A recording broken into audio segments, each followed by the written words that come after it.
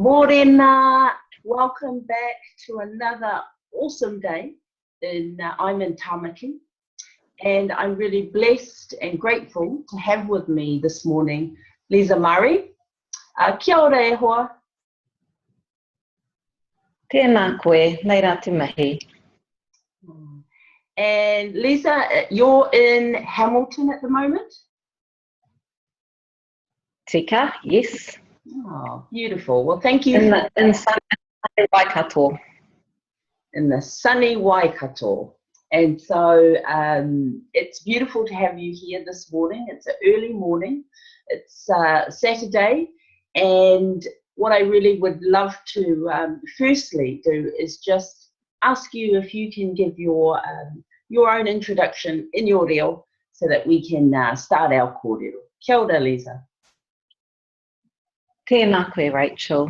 I heke mai tēnei mai te waka o Tainui, e tu rā te maunga o Aorangi, e rere rā te awa o Mōkau, e tu ana te marae o te tōkanga nui a noho, a Mōkau kohunui, a Mauriora.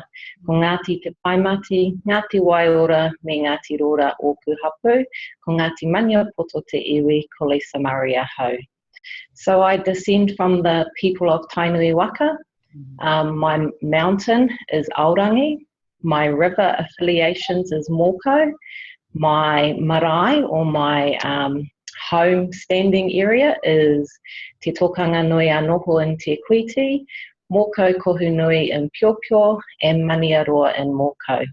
My sub-tribe is Ngāti Te Paimati, Ngāti Waiora, Ngāti Rora, and my iwi or my main tribe is Ngāti Maniapoto. Nō reira tēnā rā tātou katoa. Oh, kia ora, Leesah. So it's always so beautiful as a culture and as Indigenous cultures that we get to talk about not just who we are, but who our ancestors are. And that is a privilege. Since I've returned back to Aotearoa, that this has become much more normal practice, Leesah, since I've returned in the last 15 years. Yeah, definitely, and it's the grounding of us as individuals and as wahine to be able to first make connections with people and then to be able to introduce ourselves. So very much it's a norm now. Absolutely. So this morning, as per the other RISE interviews and the RISE ambassadors, we're really here to talk about women in leadership. And with the recent election having taken place in the US, you know, there's talk, there's a lot in the media around women in leadership roles, and not just in America, but globally.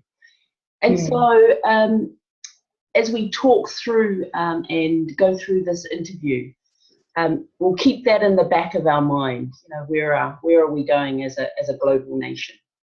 But first and foremost, I'd love to ask you about your inspiration. So, who inspired you, Leesah? I've got to say, first and foremost, it would be my parents. I come from a very small town called Te Kuiti. It's the sharing capital of the world, and raised there by my parents and raised with the understanding of working hard gets you places. So work ethic was a big thing in my whānau. My dad worked some long hours as a quarry manager for his whole entire life, and we saw through his example that hard work trumps luck. So my dad was an example. My mother, a working mother, raising 5 children, studying, working, all of those really good qualities that you learn from those types of examples. And then one that sticks out for me is my nana. So my nana was Rose Terewai Stockman, and for me she was a wahine that was gracious, yet staunch in what she believed in, and she had the balance of the two. So I've always admired how she was able to carry herself. And then I can't go past Te Ariki Nui Te Atairangi Kahu, and often referred to as the lady. She's an amazing example of what wahine is for me, what wahine should aspire to be like, especially in a leadership role. Yes. Being the queen of our Māori people for a reign of 40 years, she definitely held herself very, very well and led her people. Yes. And had many, many examples or mentors over the years of my working career. So with the likes of Bent the Mohia, he was my CEO at one stage.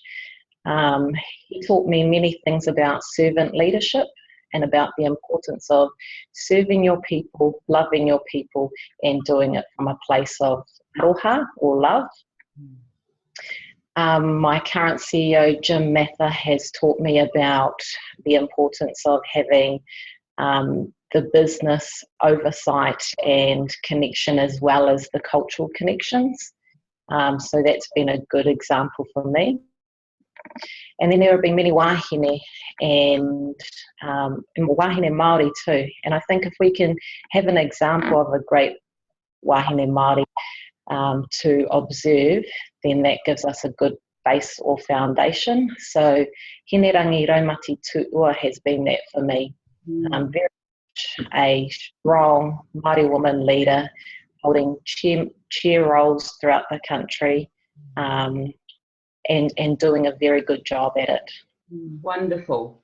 And I love that you have Te Atairangi Kahu comes up a lot in these interviews, especially with our Māori wahine. Yes. I love the contrast of both men and women have been your inspiration.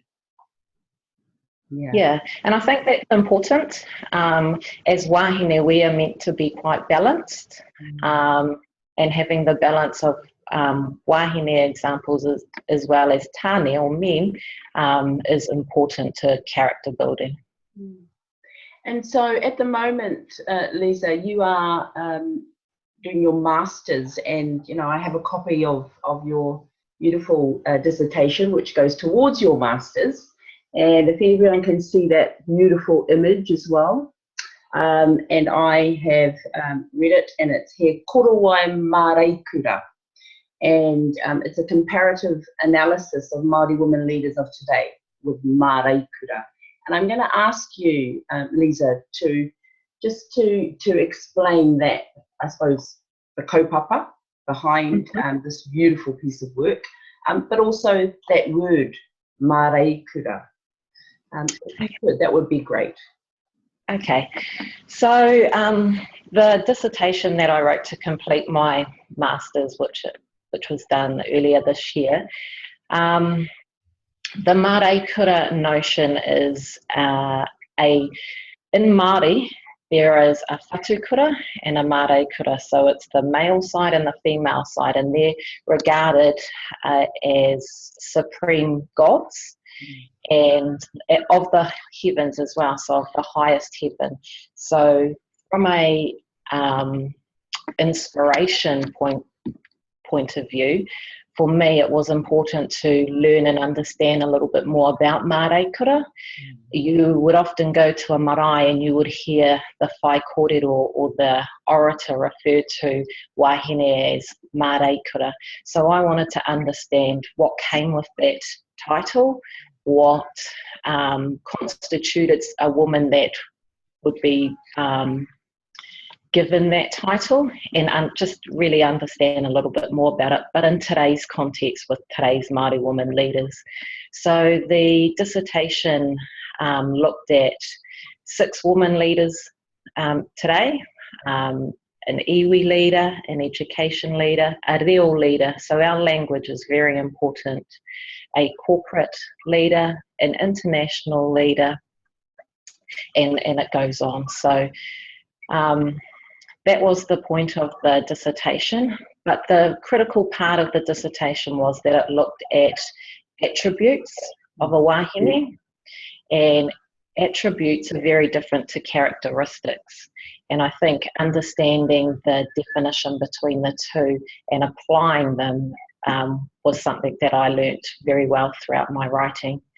The research spanned over 6 months. I got to meet 6 amazing wahine and learnt about their story and their impact that they had had on their sector.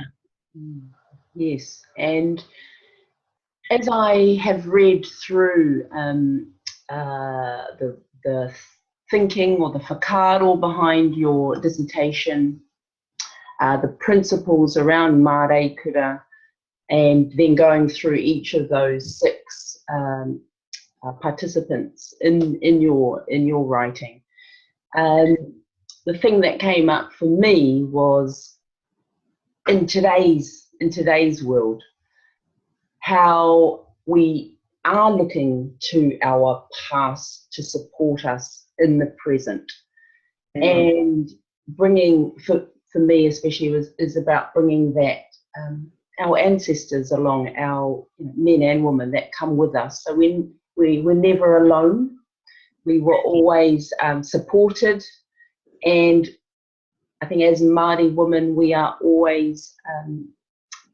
that word humility comes through in all of those profiles. What was your feeling of what was the feeling that you got from each of those interviews? What was special for you? What was special for me is I noticed a couple of themes in there, and they ended up being findings of the research. But I noticed that all of these wahine had the notion of aroha, or love. So whatever they were working in, whatever area, it was about the love and commitment they had for their expertise, for their contribution to communities in iwi, and also for whānau and other younger generations coming through. The other one that came through quite strongly was to nurture, or to poipoi. And as women, nurturing comes often naturally, but not all the time, but there's definitely a strong theme of that throughout most wahine. Throughout the interviews with these different women, I was often, actually always humbled by their willingness to share. And that's very much a wahine thing, being open from the heart to share with people and tell your story. And definitely each one, because one of the key questions in the research was who has inspired you, and every single person responded with tupuna, or people from the past. And there's the whakatauki of me hoki whakamuri kia anga whakamua, so reflect on the past to be able to move forward. And I definitely saw that coming through in all of the interviews. And I know you have shared with me that you had quite an amazing experience with the leader that you chose for Te Reo. Yes. So Whaia Carr Williams, she's dedicated her whole life to Te Reo revitalisation. And I think for me, she displayed humility, dedication, commitment, just pure desire to keep our language living. And something she said to me in that interview that's stuck with me is we should be calling our language Te Reo Rangatira, not Te Reo Māori, or just maybe referring to it more often as Te Reo Rangatira. So Te Reo Rangatira means a language of status, and for her and for many others, that's what Te Reo Māori is for us. And I thought that was a really defining moment for me, understanding from somebody who's taught Te Reo their whole entire life and is now in their late 70s, that absolute commitment to keeping our language alive. She definitely inspired me. And if you get to read this beautiful piece of work, it is all written in Te Reo. So, and you got to listen to it in Te Reo. And what was the reason, Leesah, that you didn't translate it to English? Yeah, so I had Whaiaka Williams as the reo leader in this piece of writing, and I went to the interview with my set of questions in English. And then when she sat down with me, she said, "Me korero Māori tala," so let us both speak Māori. And that was a great challenge for me. I have been to kura kaupapa or Māori language school in my earlier days, but right then and there I needed to pull out everything to be able to communicate with her in te reo. And the interview was beautiful. I sat there and listened to her every word. She had a very soft spoken voice, but every word had meaning and had depth in it. And I didn't translate the script from her interview because I didn't want to water down or give my definition of what her words were telling us. So I kept it all in te reo. Beautiful. But to honour her and to honour her contribution to te reo Māori or te reo rangatira. Yeah, and I can imagine, and I'm going to challenge myself to read through it and understand it from that perspective rather than trying to translate it in my head. So it's a challenge for me too, but a beautiful one. Yeah, and I mean, it just has some very, very real korero about her experience with te reo rangatira. Beautiful. So thank you for sharing. I think that's important in terms of the timing of your dissertation has come out, and it's very present, and you are doing quite a lot of work off the back of this as well that incorporates into your mahi. Would you like to share?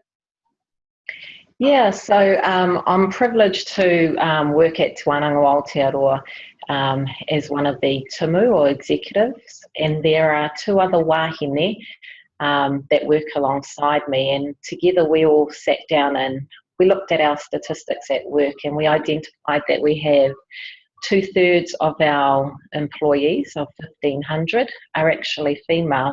And what were we doing to contribute to their leadership aspirations, either at work or in their community and in their iwi? So we decided to create a program about Māori women leadership and about creating a space to share their stories, our stories, different contributions. It has space to be able to acknowledge each other appropriately, and it's about building a network of wāhine within Te Wānanga o Aotearoa. So it's been on the road since must be August. We've visited 32 sites across the 3 workshop program, and we've seen stories of inspiration throughout the country. And we've also heard that through this program, wāhine are now starting to rethink their mahi and how they do things. Some have decided to go on and do their masters through the stories that have been shared, through wāhine saying that everything is possible. You can multitask and study and work at the same time. So we've seen a lot of success with the program, and it's great. Anything that builds our wāhine and creates the space for them to be able to think outside the square is a contribution from us.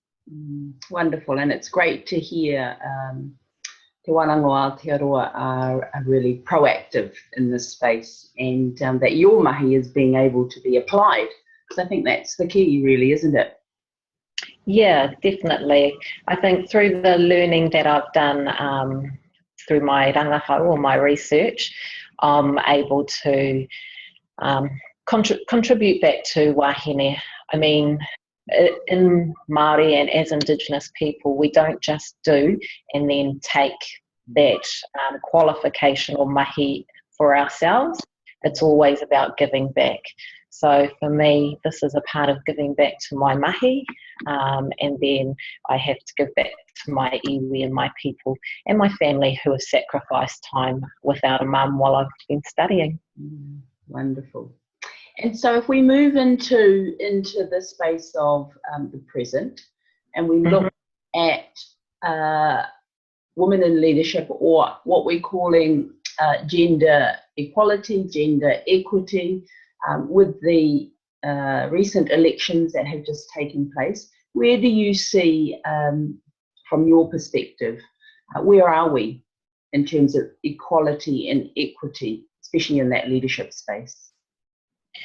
Yeah, the election was really interesting, and it could have, I think it's proven history both ways.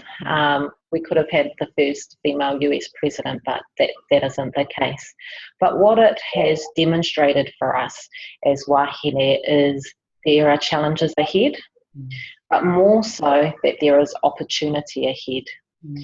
And I think as a world Indigenous community, we need to be pulling together to create a movement to influence the space and different places that we need to. So I think it's critically important right now that our global wahine start to create a movement. Absolutely. And I've seen a lot of movements happen within regions, within corporations. And I think what we're really looking for is how do we come together collectively more so now. Absolutely. I mean, there's power in collaborating, there's power in collective movement, and whilst there are great things happening all around the regions, the world, the power will be behind when we can combine. So unity and kotahitanga, unity in everything will get us to where we need to be. Absolutely.